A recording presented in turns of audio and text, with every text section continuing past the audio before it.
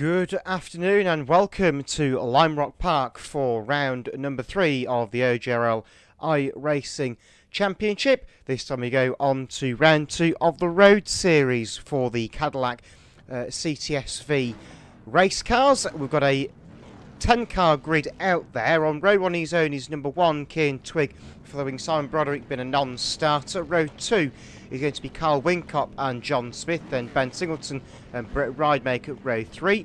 Row 4, Roy Anderson and Nigel Foster. Row 5 is Connor Gibson-Leach and Adam Turner. And row 6 is Kevin van den Bosch. So, cars on track, 15 minutes of racing coming away from the Cadillacs. We're about to go racing then for the first time this afternoon. Away we go. Race 2 of the weekend gets underway for the Cadillac CTSV Championship.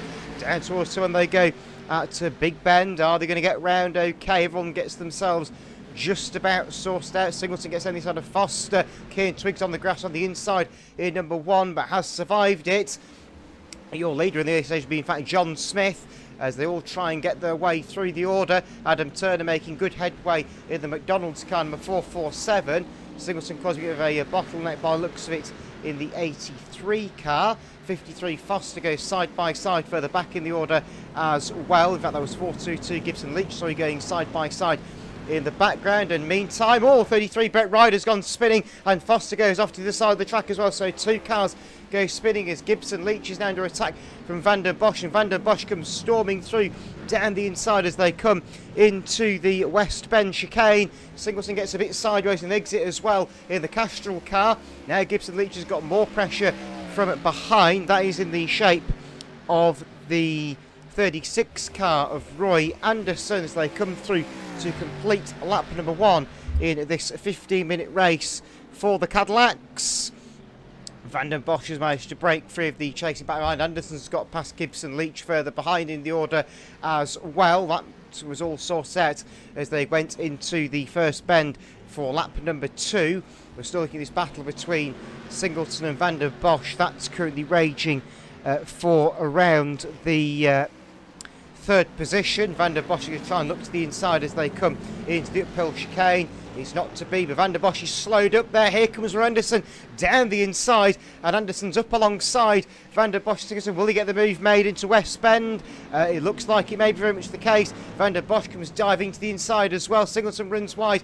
I know since the grass, Gibson-Leach is in there as well. Oh, tangle behind. Singleton has gone around. He's tangled with Gibson-Leach in the Martini car number 422.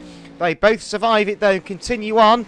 Well, Gibson-Leach is over. Singleton will probably rejoin in due course. So, lap 2 now in the books. Very quick lap times in these Cadillac CTSVs around this Lime Rock circuit. The quickest lap times we've seen have been in the 56-second region. That was down in practice. We may have seen a couple of them in qualifying as well. So, Gibson-Leach with a bit of damage to the front of his car is now running pretty in 5th place. He's got pressure from Brett Ride in 2-3-3 behind him. Anderson in 36 managed to get past van den Bosch on the last circulation, and van den Bosch is looking to come back at Anderson here as they come back towards West Bend for the third time. So Anderson made the move on the previous lap, and he's going to try and get to the inside, but it looks like Roy has got the line covered off. John Smith has had a spin as well in front of them in the 11 car, but he's able to now rejoin. That's dropped John down into 2nd place. So Turner completes lap 3 as your leader. Got a 3-car train for 2nd. Anderson going to the inside at Big Bend at turn 1. Can he get down the inside? No, his answer to that question is John Smith managed to just about hold the line and left Anderson with no way through. Van den Bosch is looking at the back of this little lot as well. We've got to also be mindful that Connor Gibson-Leach is catching in 422. So out of turn number 4 onto the back straight they go. Well, I say the back straight, but it isn't very straight as you can see. Van den Bosch looking, Anderson looking, Smith looking in his mirrors, but not necessarily looking at the car ahead of him, because Turner is a fair way up the road already in this one. The battle for 3rd is still the place to be though. Anderson's got van den Bosch tailgating him all the way as Kevin opens his inner BMW driver in his Cadillac tonight. Now Anderson had a look round the outside of 11 of Smith coming down the hill there as they came into turn 11 to tick off yet another lap. Lap number 4 is now in the books. You go into lap number 5. And down the inside comes Van der Bosch. Has he done it? Well, the camera will try and have a look at him. Yep. And it looks like Van der Bosch is now through on the inside of 36 and he goes through into third place and will now chase down John Smith in the 11 car. As Kevin is trying to get second place. Oh, Smith has gone. Smith is going to go spinning. And Smith is off into the grass. And he's managed to just avoid the... oh, no, he hasn't. He's hit the barrier on the other side of the track instead. He managed to avoid the barrier on driver's right. But ended up being spat back onto the circuit. Ended up in the barrier on driver's left instead. So he saved the initial slide. But sadly, the slide that came as he tried to rejoin the circuit bit him quite badly. Kieran Twigger's gone a lap down in the number 1 car as well in the meantime, the blue, yellow and black Cadillac. Van der Bosch goes round his outside, coming down the front straight towards the first bend. Fairly procedural overtake there for Kevin on this occasion as they make their way round turn 1 and 2, because with it being a double apex corner, the infinite wisdom of the track designers decided to make it 2 different corners. Roy Anderson will try and catch Kieran Twigg, but there's no real need to as Twig's gone wide coming into turn 4, and as a result he's had to cut through the grass. Anderson goes sailing past.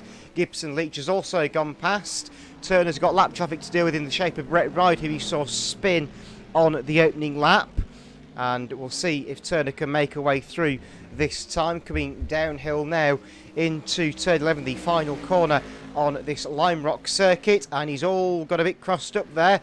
I thought there was going to be a bit of coming together, but thankfully for Adam there wasn't. He completes the lap as the leader.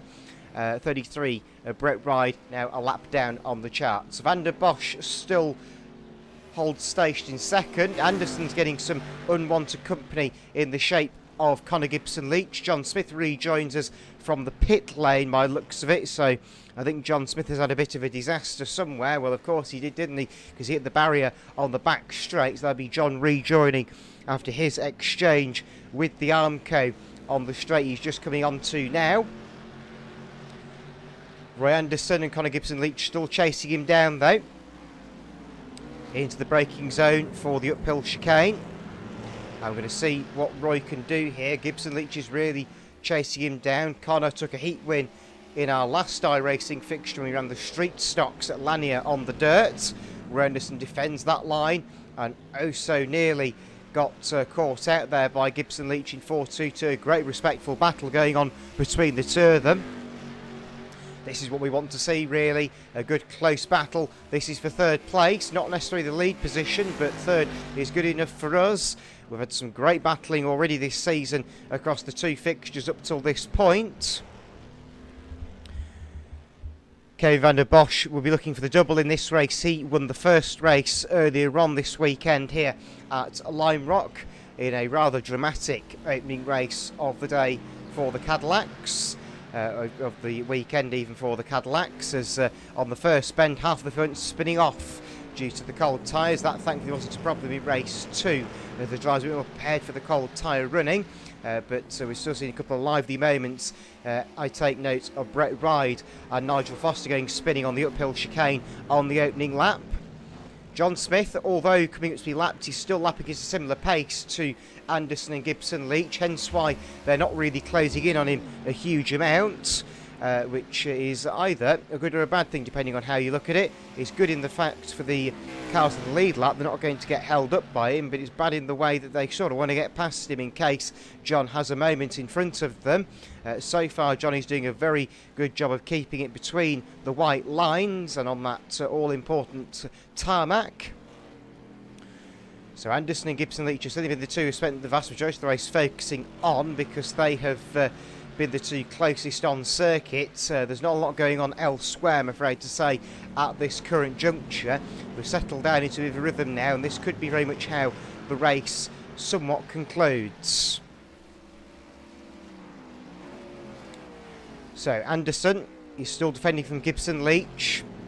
And Gibson obviously. Meantime, Turner at the front is finding lap traffic. The Mountain Dew car of Carl Wincop is the one that goes a lap down in 2.33 at turn 1. Next in line to be lapped is the 83 car of Ben Singleton, the Castrol V8 supercar homage. But it's the McDonald's car of Adam Turner that leads the way. The current overall leader, I believe, in the iRacing standings, but that I could be completely wrong on, but my belief is he is the current leader in the overall standings.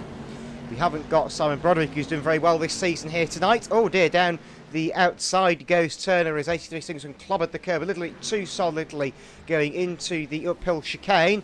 Meantime, our third place battle is coming to lapped traffic as well.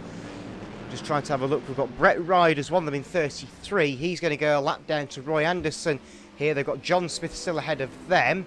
That means that Smith has obviously managed to make a move on the 33 of Brett Ride. The side-by-side through the chicane, that doesn't normally work out of the West Bend chicane, but thankfully they all survive it and can live to tell the tale, and Brett gets out of the way coming downhill, and as a result Anderson and Gibson both go flying through on the inside. They can now resume their battle until they possibly catch John Smith, but at the moment it looks like John Smith is doing a pretty good job of staying away from this battle, so they've not really had to worry about him thus far. Here's Van den Bosch, he's running second. Meantime, Singleton under pressure from the Whincup entry number 233.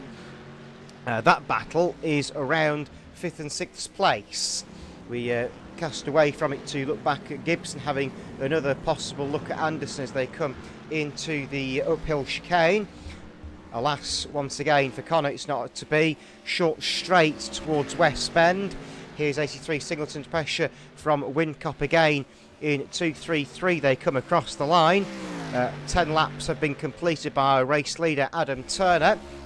Anderson and Gibson still squabbling over third. This has been the moral of the race so far. Gibson keeps looking as if he has the run coming out the final bend, and then Anderson just picks it up part way down the straight and therefore keeps his position as Gibson just can't quite get to the inside under braking at turn 1. It's just one of those things, nature of the beast, if you like, in motorsports. Anderson is driving admirably well here. Had a few problems in qualifying with that car. He didn't set a particularly competitive lap time compared to others. Meantime, Whincup's having another look at Singleton in their little battle for either 5th or 6th place. It appears to be the 6th position at the moment. Once again, we cast our eyes back to the Anderson-Gibson-Leach battle, which has been very entertaining so far, and it remains to be fairly entertaining. Meantime, Whincup deals with Singleton on the main straight as the 11th lap is ticked off and put into the books. And once again, we cast our eyes back to, yes, you've guessed it, the Anderson and Gibson-Leach battle, where Anderson just keeps that 1 car length advantage to Gibson-Leach in the Martini liveried car.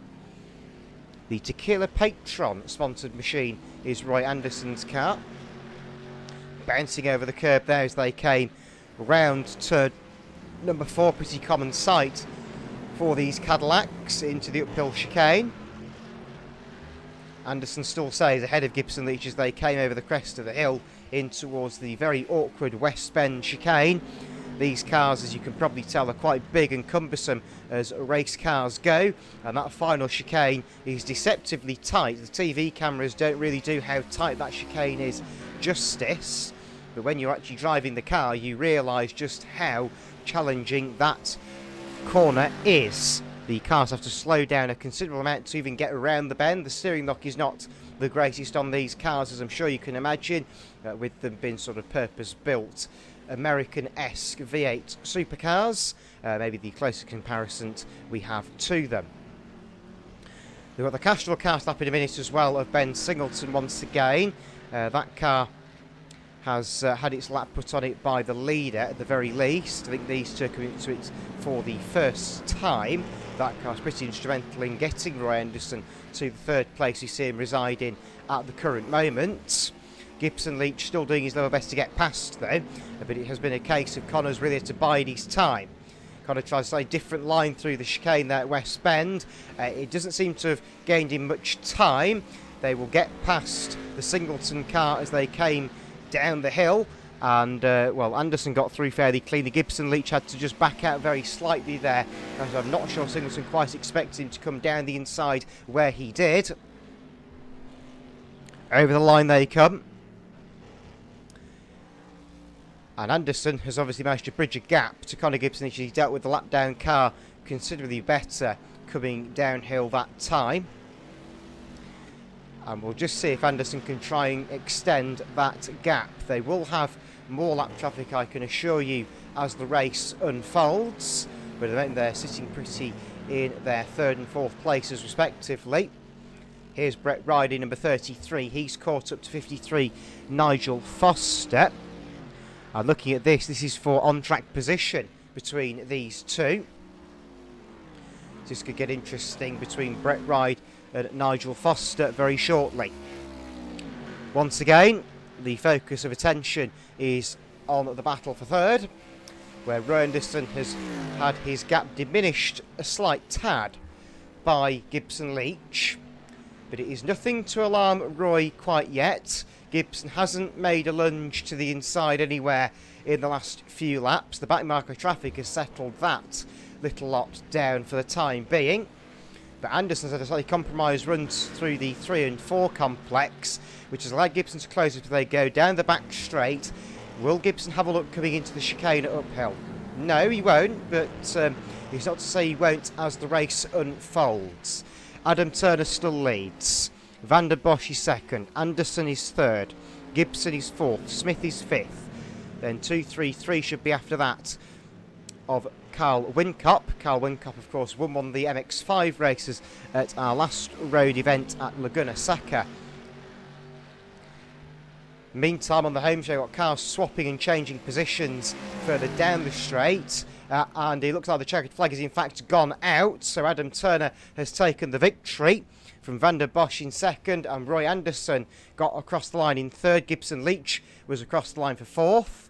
Here's Brett Ride, who's going to be homing in on getting a 8th position in his machine. He will cross the line and get 8th place on the run to the flag. And the rest of them come through to complete their distances. So that is the race concluded for the Cadillac CTSV Championship here at Lime Rock Park. The next iRacing fixture will be at Charlotte Motor Speedway for the Oval Track Legends.